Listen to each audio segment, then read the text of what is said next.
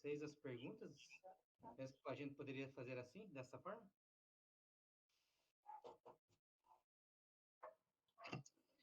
Então, bom dia a todos. Eu agradeço a disponibilidade, né, da Vigilância Epidemiológica, está aí sanando as nossas dúvidas, né, com relação à pandemia.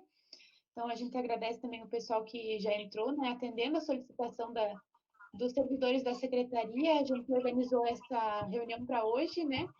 Então, acho que o pessoal pode ir fazendo as perguntas para o doutor e para a enfermeira para a gente iniciar, então. O pessoal está entrando.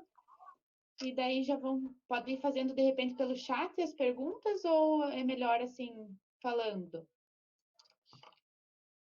Pode ir fazendo as perguntas que eu acho que a gente responde aqui tranquilo.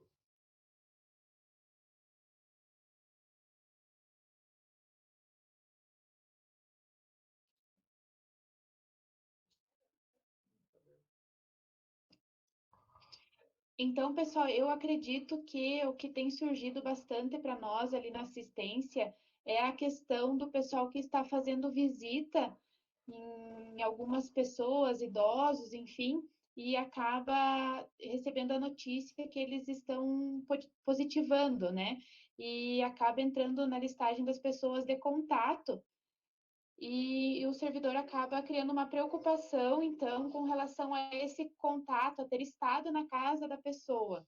Então, acredito que seria essa a maior dúvida nesse momento, se poderia esclarecer para nós se existe esse risco de contágio a partir do momento que o servidor utiliza a máscara, o distanciamento, né?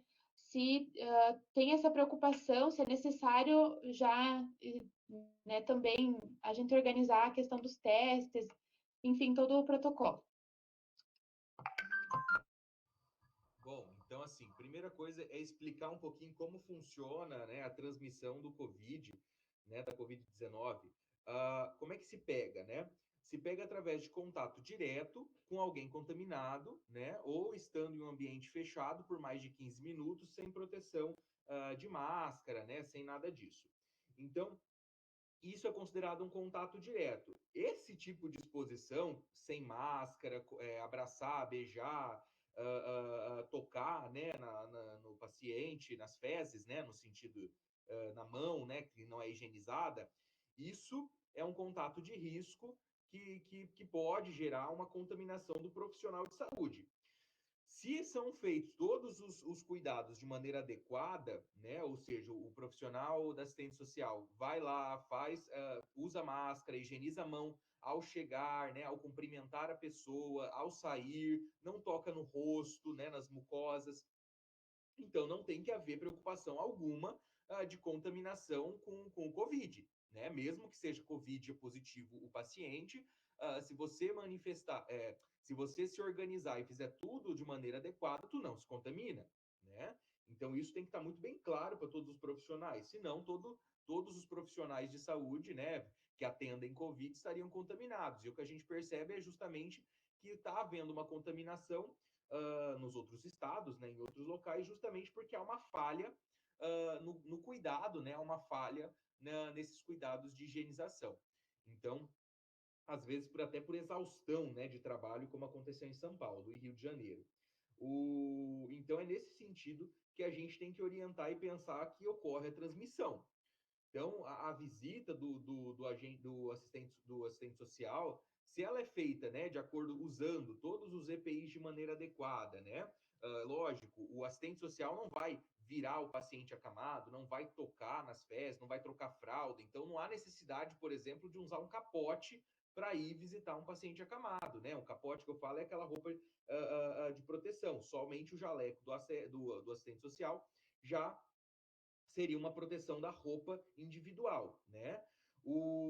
Ele tem que priorizar principalmente aquilo que ele vai tocar o paciente, que é higienizar as mãos, às vezes cumprimenta, e o uso da máscara adequada, né? A máscara adequada não é a máscara de pano, essas que a gente pega de promoção aí, ou que a gente manda fazer na costureira. Isso não é máscara que profissional de saúde ou assistência social utiliza para visitar paciente doente, né? Primeiro, porque não tem efetividade nenhuma, digo, de controle de assistência, né? Então, o profissional de saúde, de assistente social, assim como o profissional de saúde, tem que usar a máscara adequada, usar a máscara cirúrgica, né, TNT triplo, ou então, se for o caso, por exemplo, de não haver o material, usar a N95, que vai acondicionar depois num lugar adequado, e aí pode ser utilizada até 2, 3 meses a máscara, porque vocês não fazem plantão, né? Vocês não fazem 12 horas de uso da máscara. Vocês só fazem um momento ali que às vezes é 1 hora, 2 horas de uso no dia. Então, essa máscara pode sim ser reutilizada por um longo período, se acondicionada de maneira correta, né? Então, essas são as primeiras recomendações gerais. Então, o profissional que se expôs de uma maneira inadequada, sim, ele vai ter que se preocupar porque ele vai estar em risco. Mas se ocorreu todos os cuidados de maneira adequada, não tem que haver nenhuma preocupação na contaminação no dia a dia. É mais fácil você se contaminar em outros afazeres diários do que com essa exposição com esse paciente positivo posteriormente, né? Eu acredito que inicialmente seja isso. Acho que deixa aberto para as meninas, se tiver, as meninas aqui não querem complementar nada. Então, acho que é isso. Acho que essa é a pergunta, Graziela. Resposta, perdão.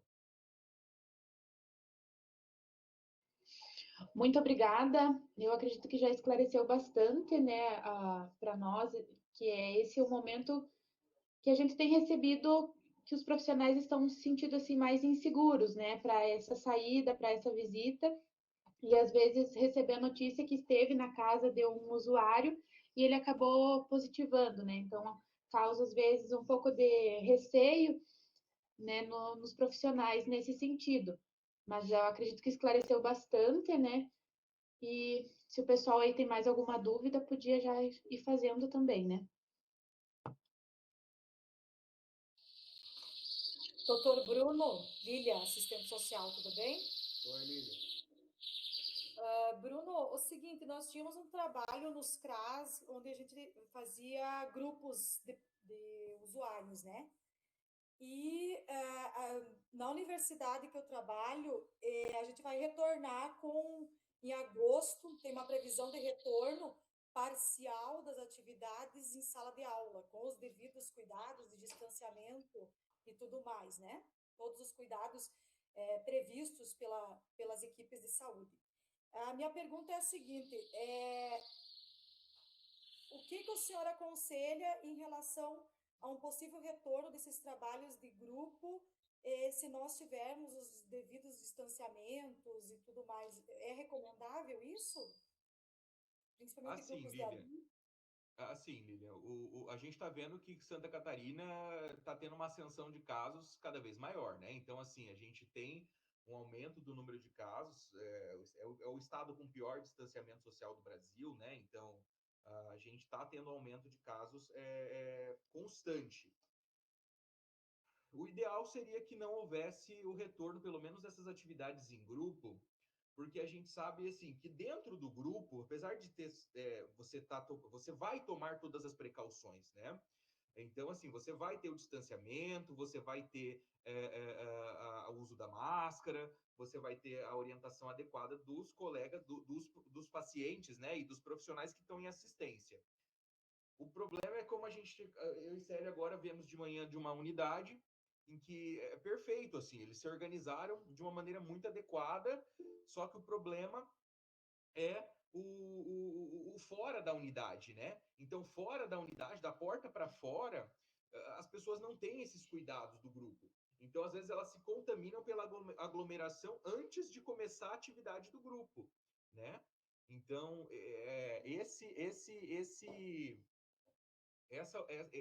essa visão, né, Lilian, também tem que se ter, porque os pacientes, né, enfim, os usuários, eles vão conversar antes de você chegar, né? Eles vão ter uma socialização antes de começar o grupo, e é nessa socialização que a gente não tem controle. Porque enquanto está contigo sentadinho na cadeira, com distância de 1,5 m, usando máscara, vocês orientando cada vez mais, né, os cuidados, sai dali, a gente viu que, por exemplo, Videira teve um surto numa igreja evangélica, em que tinha o distanciamento de todo mundo na igreja, só que terminava lá, era o abraço da paz no final. Então, assim, todo mundo se beijando, se abraçando, dando glória a Jesus, e todo mundo se contaminou. Foram 5 pessoas, né? Inclusive a pastora. Então, assim, o que a gente faz, né? A socialização ela acontece antes e depois do evento. No evento ele é muito protegido, né? Então eu não sei se você fazer uma fala para esses usuários, né? Uma fala para esses usuários seus, né? Ó, vocês já vêm direto para o grupo, não fiquem conversando. Se você vir que existe essa adesão, aí sim, né, Lilian, você vai conseguir o que a gente não está conseguindo na saúde, que é justamente conscientizar eles da importância do autocuidado, né? Que a gente na saúde não tem uma experiência muito ruim com isso, sabe? Então, de aglomeração antes da consulta, porque tudo enquanto a gente está fazendo o cuidado, são vistas todas as regras. O problema é na sala de espera, o problema é na sala de confraternização, né? Então, não sei se isso vai ser eficaz. Talvez se você conseguir fazer a primeira semana de grupo e depois verificar que, na verdade, não está funcionando, suspende, né? Dá a opinião, dá a posição de que não está sendo efetivo, né? Tem uma colega ali, Adriana Ruiz, falando da contaminação pelos olhos, né? O olho é mucosa, né? O olho é mucosa, você vai se contaminar se a pessoa espirrar na sua cara, né? Ou se você, ao cumprimentar, tu se contaminou, né? Claro, essa pessoa às vezes coçou o nariz, né? Enfim, teve uma higiene ruim e você tocou no seu olho, né? Com cumprimentar. Esse negócio de pessoa contaminada, ar contaminado, isso é muito ambiente de UTI, assim, o vírus, tu tem que ser um azarão para o vírus circular e cair no teu olho, circulando na área. Eu desconheço esse tipo de contaminação, assim, né, de ar contaminado, né, nesse sentido. Isso sim existe para respiração, né? Então, assim, você estar num ambiente com uma carga viral alta, né? Ou seja, todo mundo naquela família com uma sala fechada, todo mundo tossindo, espirrando. Ao você entrar e respirar esse ar, sim, você está exposto a uma carga viral muito mais alta e a contaminação é muito mais, o risco de contaminação é muito maior. Mas não de olho, isso não, assim, isso eu nunca li, pelo menos. Agora, respiração, sim, você aspirar esse ar, né, respirar esse ar com uma carga viral alta, com certeza tu tem um risco maior. Por esse motivo, eu acredito, né, a assistente social, antes de realizar a visita, se vocês abrirem as janelas, né, pedirem ao ligar antes de entrar na casa, né, vocês vão fazer uma abordagem, entrar em contato talvez com a família que vocês foram, nós estamos indo aí, já deixa as janelas abertas, portas abertas, seria o ideal. Ou então fazer como algumas assistentes estão fazendo, que é consultar com a família no quintal, na varanda, né, e que algumas eu sei que estão fazendo isso. O que seria o melhor, né? No sentido justamente para evitar entrar num ambiente em que todo mundo tossiu, espirrou, ainda mais no frio, que todo mundo deixa a janela fechada, né? Mas eu acredito que seja isso. Agora, olho assim, em relação de entrar, por exemplo, num consultório fechado, em que passou um Covid, nunca li isso, porque senão é contato direto, né? É espirro, a gotícula tem que entrar em contato com você, né? Isso é intubação, né? Você tem que intubar um paciente, por exemplo, vai vir, né, uma névoa de gotícula e aerossol que pode te contaminar, por isso face shield, né? Mas eu acredito que seja isso, não sei se eu respondi. Eu acho que, bom dia, aqui é a enfermeira Paula. Eu acho que só complementando o que o doutor Bruno coloca, eu acho que a gente tem que considerar que todo o espaço que a gente vai, ele pode ser suspeito de contaminação, né? E aí não cabe a nós ficar preocupada com isso no sentido assim, de que, se eu for fazer uma visita, se você estiver utilizando os equipamentos de proteção individual corretamente, usando a higienização das tuas mãos, né? É como nós que vamos fazer coleta nos casos, nos domicílios. Nós vamos, é um suspeito, nós vamos com a vestimenta e usamos a máscara, chegamos aqui na vigilância, a gente faz toda uma higienização. Então, assim, mas sempre evitando de tocar nos olhos, na hora de tirar a máscara, ter o cuidado para não contaminar. Então, vamos fazer um exemplo, como se fosse nós atender um paciente que tem uma doença contagiosa e ele não sabe que tem, né? Muitas pessoas são assintomáticas e têm o vírus e nós não estamos preocupados, e sim apenas como suspeitos, né? Então, acho que a preocupação que a gente tem que ter em qualquer momento, seja numa residência, seja numa farmácia, seja no supermercado, que a gente tem ido assim, visto as pessoas ir no supermercado transitando normalmente, alguns até sem máscaras, né?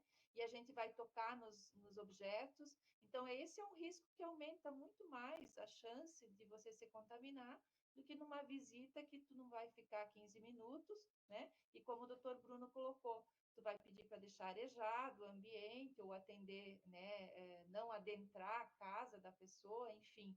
Eu acho e pedir para que o paciente, o indivíduo que vocês vão visitar, também utilize a máscara, né?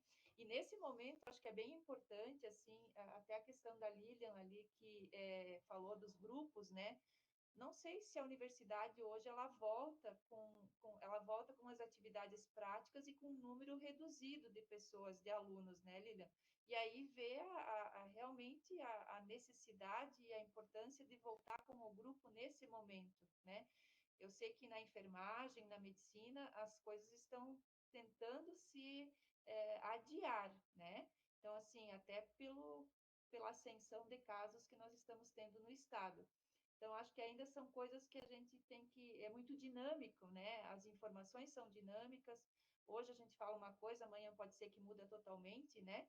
Mas, a princípio, o que a gente sabe de bastante certeza é o isolamento, né? O distanciamento e o uso dos equipamentos de proteção. O Rodrigo perguntou ali quais seriam os sintomas, né? Um pouquinho. A Covid-19 tem um espectro clínico muito amplo, né? Então você tem pacientes assintomáticos, como a Paula colocou, né? E que a gente não está se preocupando com isso. Por esse motivo, quando a gente decretou transmissão comunitária, né? A gente está dizendo que o vírus está em circulação dentro da nossa comunidade e você não precisa ter um vínculo epidemiológico para poder ser considerado suspeito.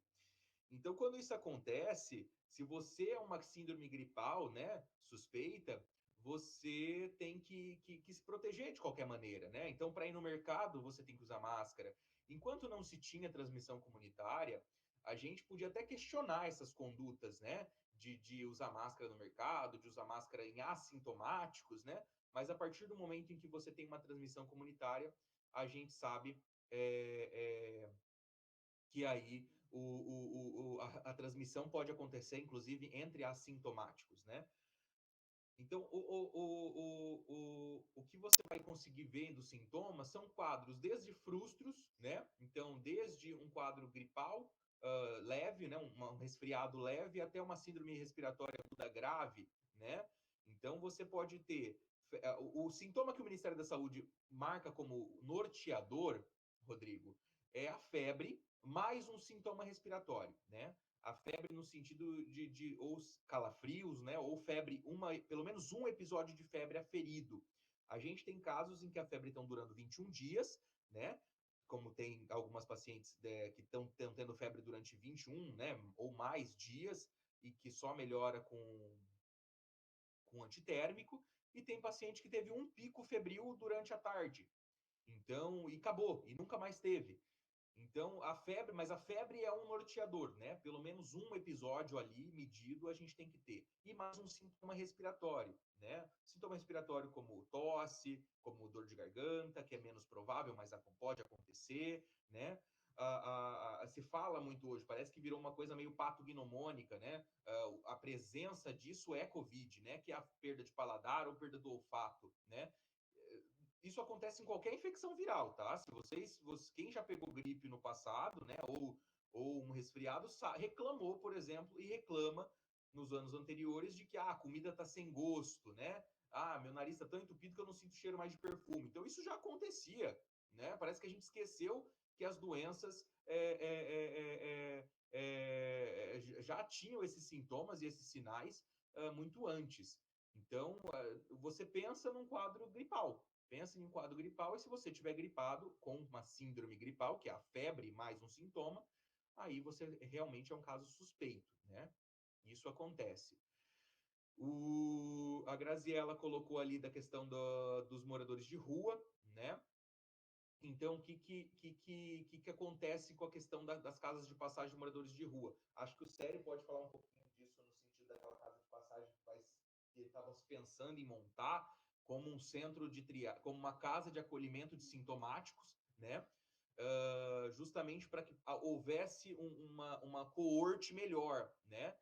E os cuidados principais é aquilo que a gente já falou, né? Cuidados no sentido de cuidado pessoal, vamos supor, visitar um morador de rua e tudo mais, é EPI, né? Entregar uma máscara para o morador de rua, porque ele não vai ter, provavelmente, pedir para ele higienizar as mãos, vocês sempre terem o álcool 70 nas mãos, ou na mochila, ou no bolso, para que ofereçam para os usuários isso, peçam para eles higienizarem a mão na frente de vocês, né?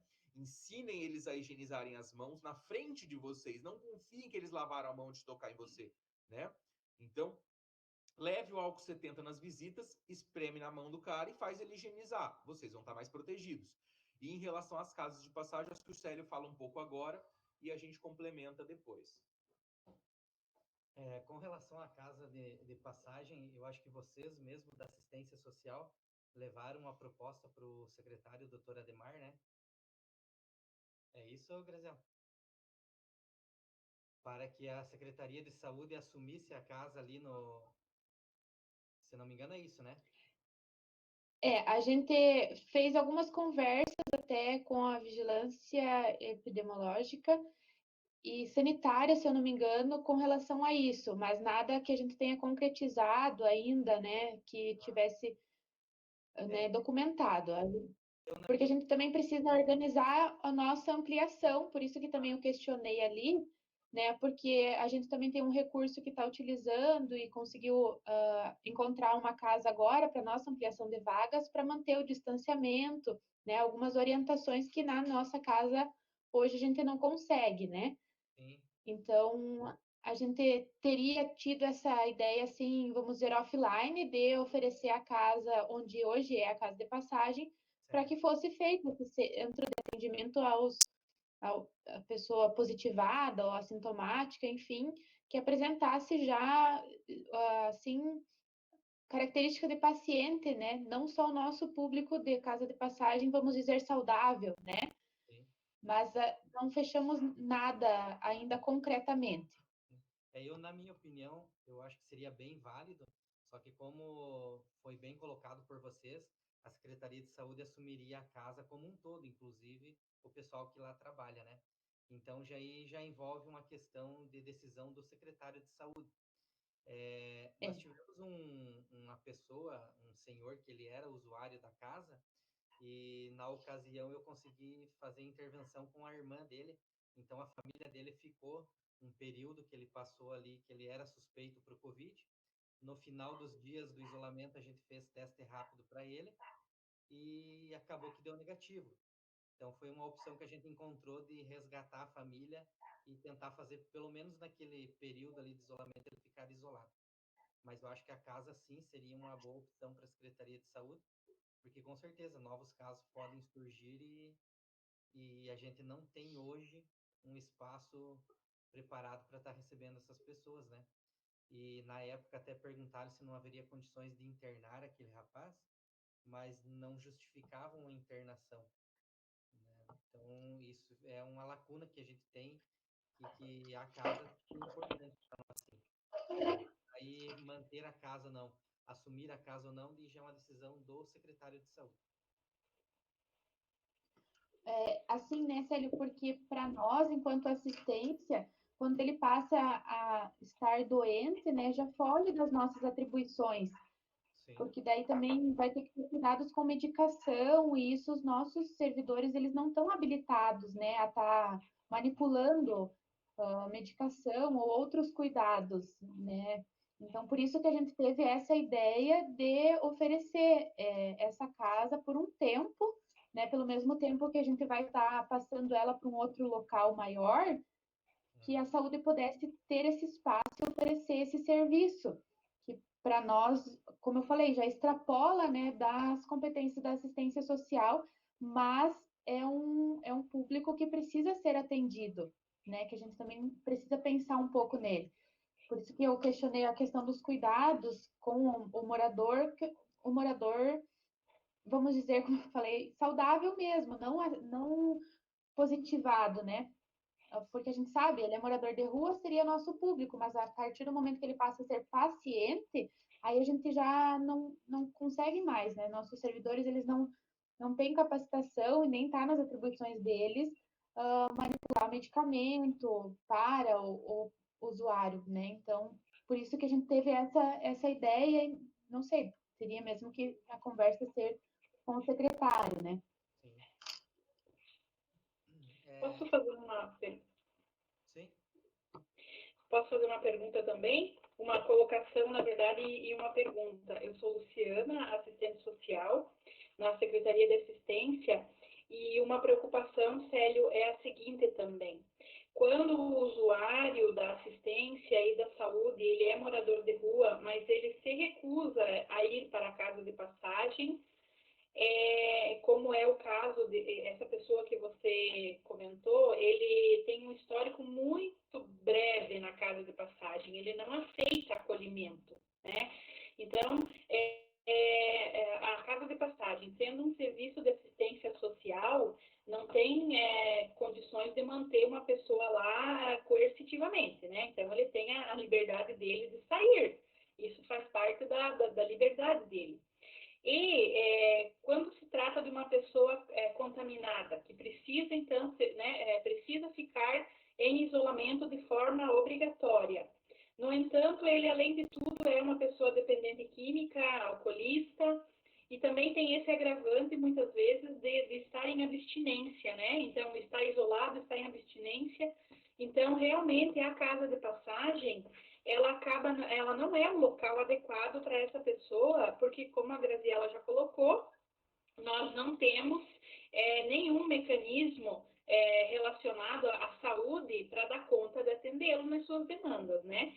Mas esse caso, Célio, é e a nossa preocupação é com os próximos meses, que nós sabemos de outros moradores de rua nessa mesma condição.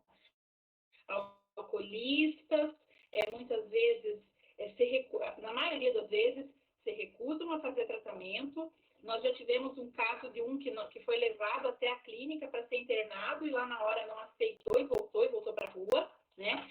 E nós sabemos, então, que tem mais casos, assim, desses moradores de rua que se recusam a ficar na casa de passagem, mesmo sem sintoma de Covid, né? Agora, doentes também a gente não tem essa garantia de que eles permanecerão lá em isolamento. Então, nós vamos manter a casa de passagem ainda com os nossos educadores, mas num outro espaço.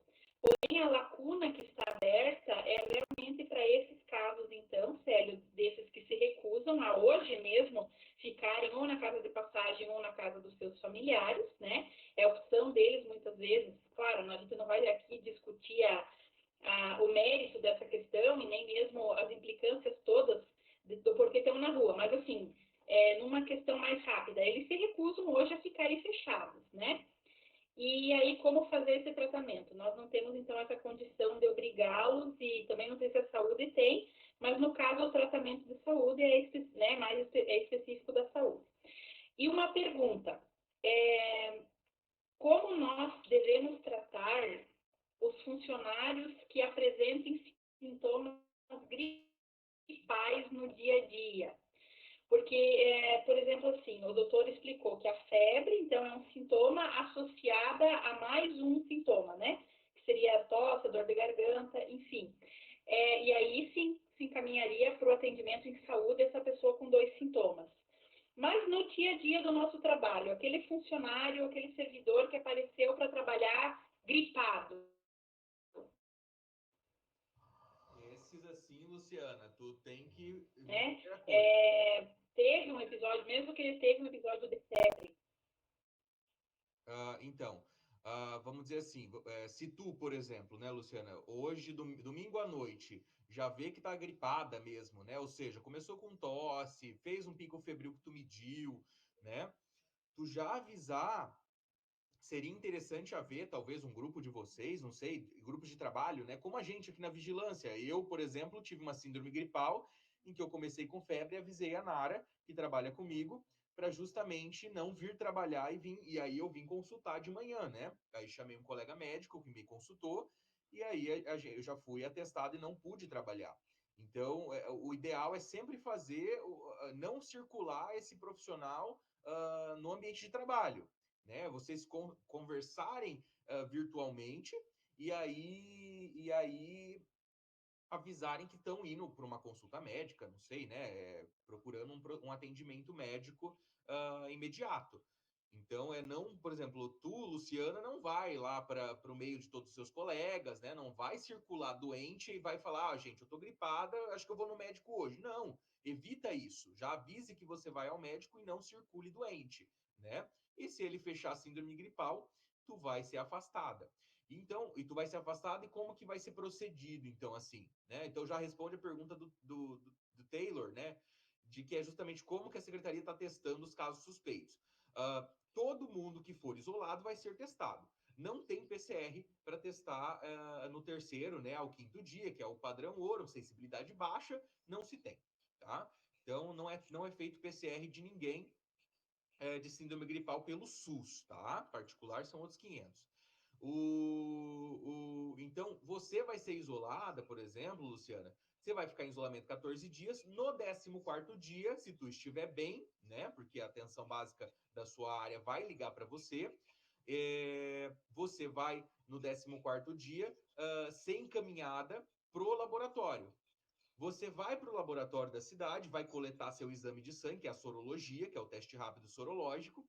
Se você for positivo ou negativa, independente disso, porque você já completou o seu isolamento, você vai passar no posto e pegar esse laudo, tá? O Taylor, você não é tirado do isolamento em nenhum momento. Por quê? O exame vem negativo. Ah, tá. Entendi a tua pergunta. Exame particular. Não pode ser suspenso o isolamento, a não ser que esteja 72 horas assintomático, tá? Então, assim, eu tô gripado, não melhorei, mas meu exame veio negativo. Não é Covid. Não é assim que a gente faz. A gente deixa em isolamento até 72 horas assintomático, tá? Se o PCR for negativo, claro, tá? Então, é nesse sentido que a gente gere, né? Para você voltar a trabalhar, você precisa de um atestado de alta, né? Então, todo mundo que vai voltar a trabalhar, pelo menos pelo SUS, né, na atenção básica, está voltando com um atestado de liberação para o convívio social. Então, assim, às vezes também a pessoa é uma dona de casa, mas só que circula na comunidade, né? E se ela for denunciada por alguém que saiba que ela está em isolamento, ela pode responder penalmente por isso, judicialmente por isso. Então, ela também precisa de um atestado de liberação. Então, todo mundo que está isolado, no 14º dia faz exame de sorológico, né, para saber se o isolamento foi por um Covid ou não, né, e recebe o atestado de liberação de convívio social. A Laís, não respondi, Luciana, a tua pergunta? É que cortou um pouquinho o meu som aqui. Então, quadros gripais de funcionários devem ficar isolados? Isso não devem ficar em home office, por exemplo? Se for possível, seria o ideal, entendeu? Se tu tem home office em casa, porque quem pode fazer home office, por exemplo, gerente de empresa que não pode se afastar, né? Só que ele pode fazer home office dentro da residência dele. A gente faz um atestado diferenciado de home office. Então, assim, ele não está liberado das atividades laborais. Ele está liberado, ele está proibido de circular dentro da empresa, entendeu? A gente teve um caso de um advogado, né?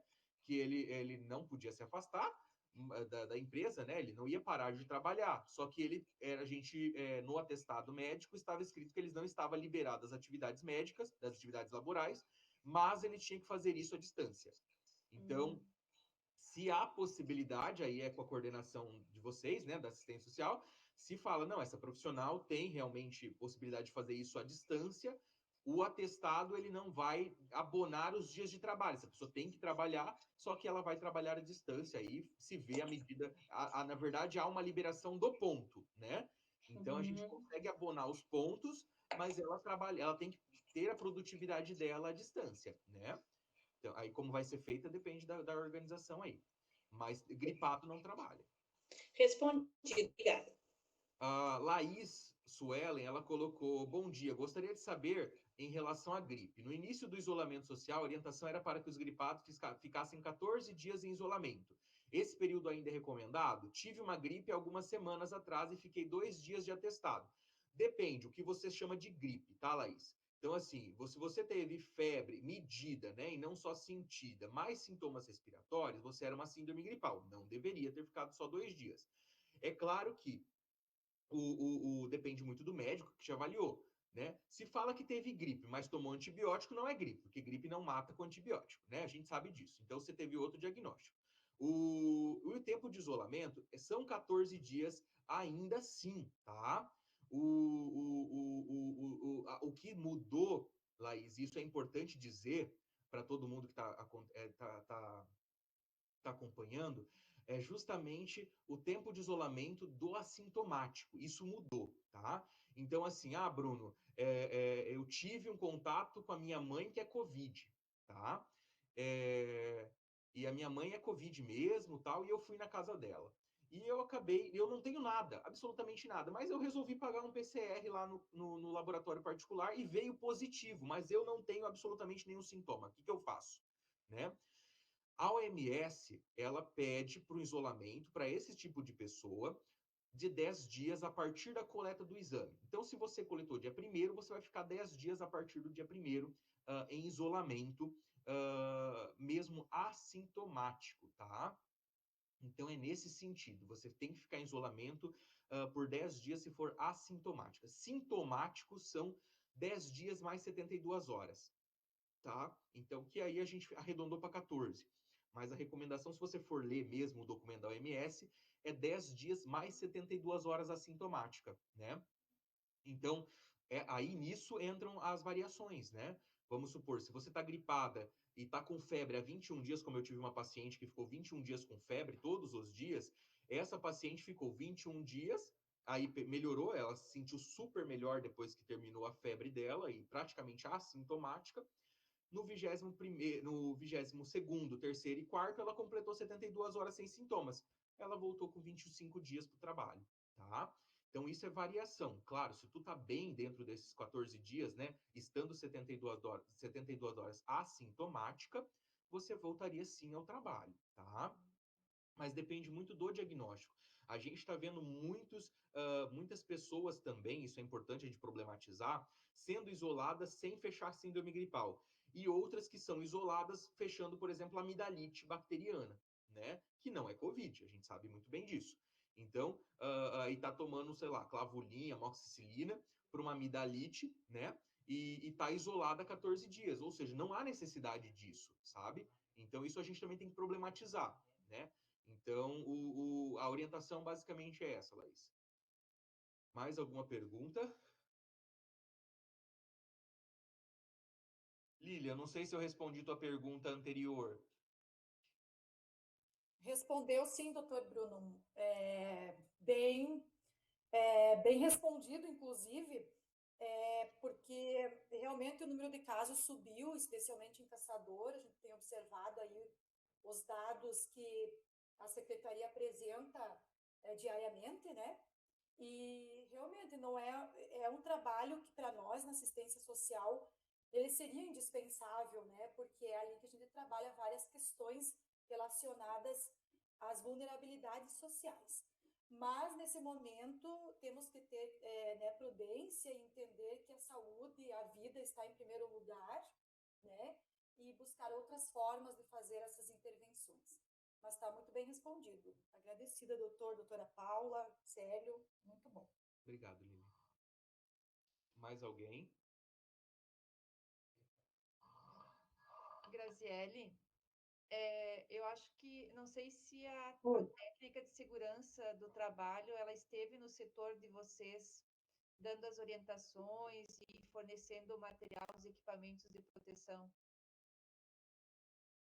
Ela esteve entregando as máscaras, mas assim, orientação diretamente não, né? Por isso que a gente buscou essa reunião hoje.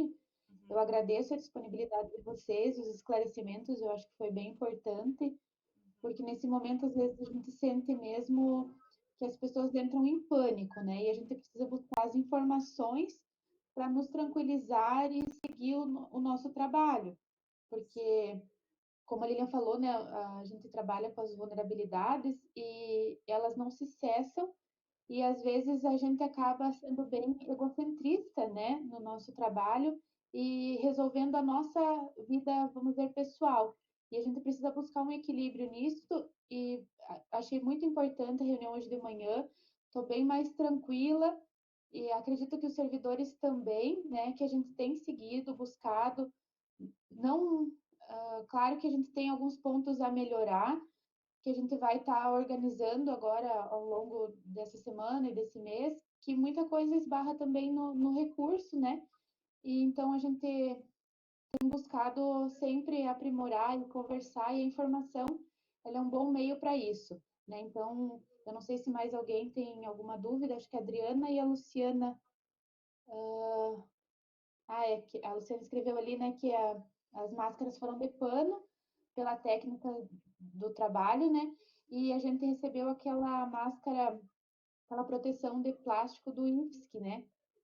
E Na verdade, que a máscara, quando for usar a máscara a de máscara pano, ela deve ser trocada com mais frequência daí, né? Porque acaba Aham, envelhecendo, então teria que ver quantas máscaras a secretaria, a técnica de segurança forneceu para vocês. Mas seria interessante que você fizesse contato, então, com o técnico também, que é o Eduardo, e eu esqueci o nome da técnica, mas assim, ó, e colocar essa situação da possibilidade deles estarem fornecendo, então, a N95 para aquelas situações onde vocês vão permanecer mais tempo dentro da residência, como o doutor Bruno comentou anteriormente, né?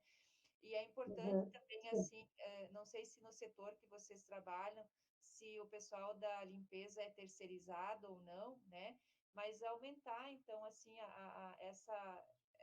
oi? Essa higienização em relação às maçanetas, em relação às superfícies, às mesas, aonde se tem contato maior, que o público possa estar tendo, né, esse contato direto. Então, nesse momento, tanto para nós, como da saúde, como para vocês, do serviço social e para os outros setores, né, a gente tem se mantido em alerta e procurado e, como é que eu dizer assim, aumentar, né, intensificar a questão da higienização, daquilo que é possível a nível pessoal. Em relação aos nossos usuários também, nós também estamos tendo dificuldade na questão dos monitoramentos, né? Então, muitos deles não ficam em isolamento como a gente pede, a gente faz o contato via telefone, eles não atendem o telefone. Então, existe uma resistência negativa, né? Em relação à aceitação também da possível suspeita, né, dessa pessoa estar ou não contaminada. Mantê-los dentro de casa, confinados, né? Isso parece nós, enquanto seres humanos, somos sociais, né? Nós queremos ter relações sociais. E isso tem prejudicado bastante, inclusive, o nosso monitoramento. Então, se vocês puderem ser nossos parceiros também, ao fazer as visitas, né? E caso vocês se depararem com alguém que seja suspeito, reforcem essa informação da importância de se manter e o porquê se manter, independente de você for Covid ou não, né? Nós vamos, provavelmente, o município de Caçador vai fazer também uma pesquisa onde vai ser verificado se as pessoas estão tendo síndrome gripal independente de ser Covid, já que nós não temos testado, não temos o Ministério da Saúde, como o Estado também não tem disponibilizado os testes, então a gente vai ter que fazer como se fosse um inquérito, né, para saber se as pessoas estão ficando resfriadas ou não. Lembrar que não é só o Covid, né? Nós temos a influenza aí, que pode trazer complicações também. Então, a gente diz assim, ó, que todo o cuidado de higiene, para as doenças respiratórias, né? Elas vão ser benéficas para todos os outros agravos, né? Não somente para o Covid. Acho que seria isso, mas... Da Adriana, ela colocou ali, né, há uma discussão para um possível retorno do isolamento social. Uh, Isso é muito a nível de gestão, né, Adriana? Assim, eu acho que a, a questão mesmo, a gente tecnicamente mostra os dados, né? Então, tecnicamente, a gente mostra que a situação está ruim, né? E vai piorar mais ainda. Mas, assim, isso é muito uma decisão da gestão, né? Então, existe essa discussão a nível estadual, sim, né? Então, há uma batida muito grande do Estado, né, da DIV, né, da Vigilância Epidemiológica do Estado, mostrando que estamos ruins e estamos piorando cada dia mais. E isso é a nível do governo estadual, né, também. Mas a nível municipal, Adriana, eu não sei te dizer. Célio talvez possa falar alguma coisa, mas talvez não sei opinar tanto.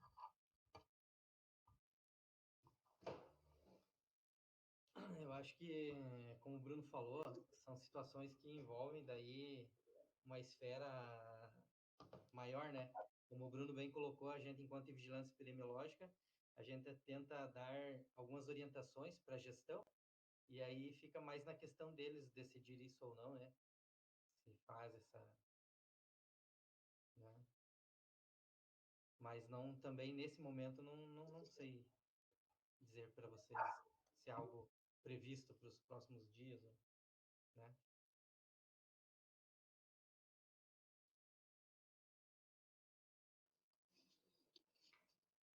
Eu não sei se mais alguém tem alguma dúvida.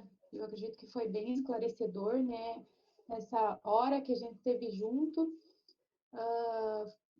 deixou a gente bem esclarecido contra as nossas dúvidas com relação aos nossos anseios da nossa rotina de trabalho. Não sei se mais alguém tem algo a falar. Eu acredito que a gente pode caminhar para o encerramento, para as considerações finais.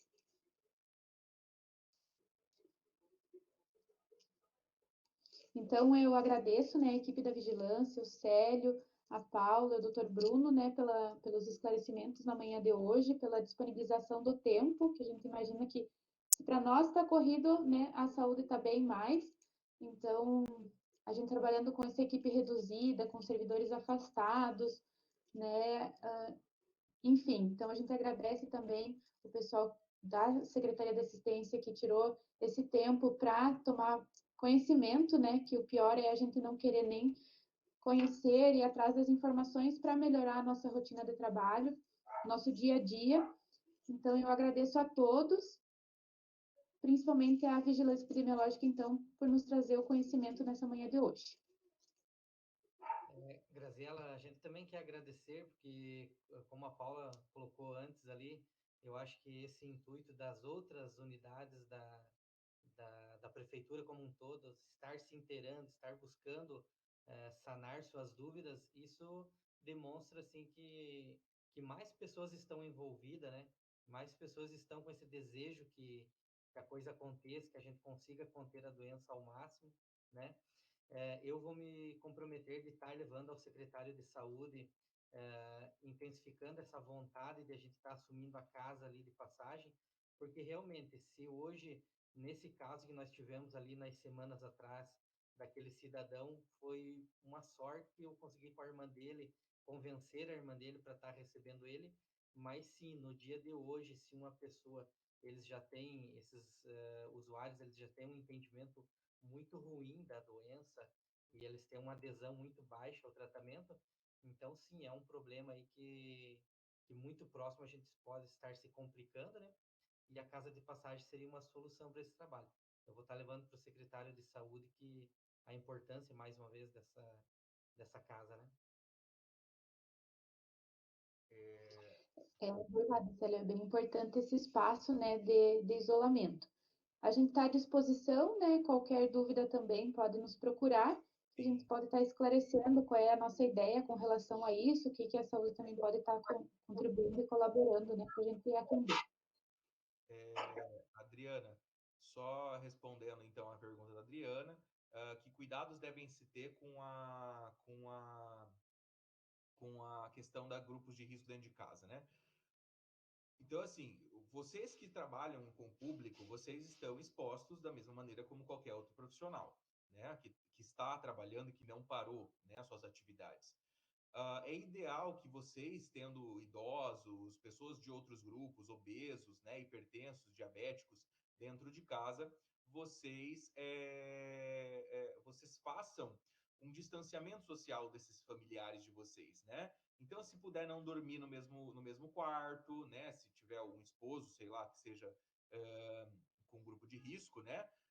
Se proteja, durma em outro quarto separado, se for possível, não almocem juntos, né? Não façam convivência nos mesmos ambientes sociais. Então, assim, na sala de TV, não assistam TV junto, evitem, ou se precisar, façam um distanciamento com a máscara. Então, isso é uma coisa que tem que ser prevista dentro de casa, né? Ao chegar em casa com a roupa de fora, façam a retirada no ambiente, né? Mergulhem no balde com água e detergente para que vocês possam depois higienizar na máquina. E vão tomar o banho de vocês, né? Nunca beijem ou abracem parentes de vocês com a roupa do corpo do dia a dia, né?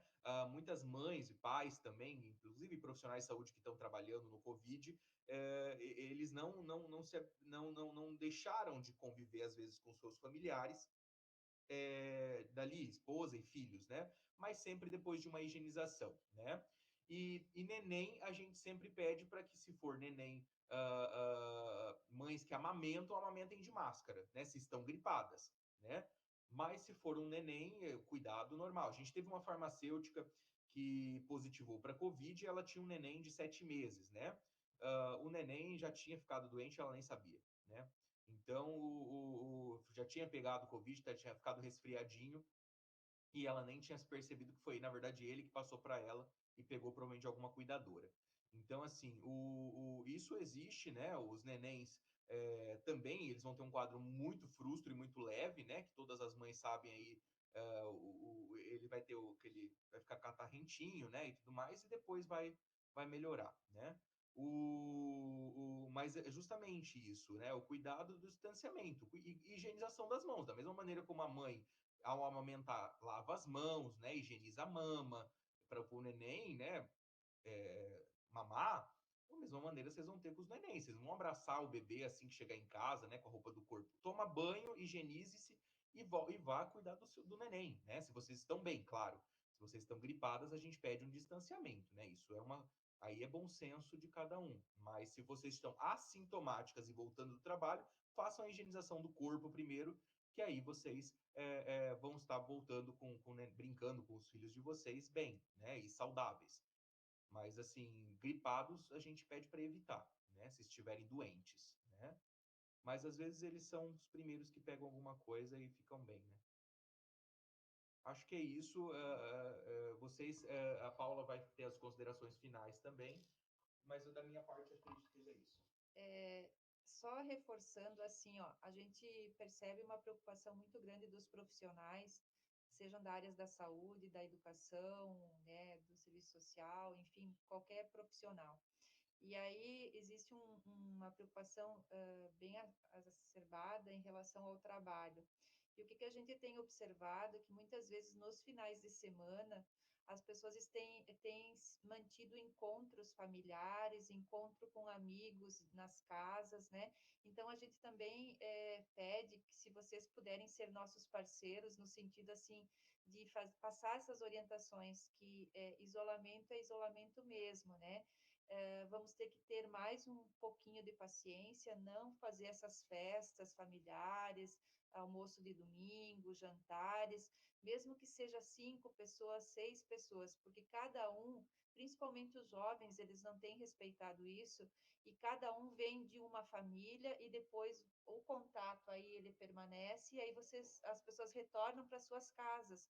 E isso é um fator que a gente tem percebido de transmissão, né, do vírus, fazendo com que a lista de pessoas tenha aumentado, né? A gente acaba monitorando e depois conversando com essas pessoas, a gente percebe que eles fizeram um encontro lá 15 dias atrás, o outro teve na casa do amigo, que tinha mais 5 pessoas. Então, dessa forma, a gente não vai conseguir evitar que o vírus seja transmitido. Então, realmente, um pedido que se a gente pode fazer, né, para vocês serem nossos parceiros e também repassar para as pessoas evitar de ter esses encontros familiares, encontros, né, de amigos e reforçar o uso de máscara mesmo, tá? Muito obrigado pela oportunidade e nós nos colocamos à disposição sempre que vocês precisarem. Nós podemos usar o DOC também, que aí fica registrado, né? E aqui a gente vai estar nos auxiliando, né, um com os outros. Muito obrigada.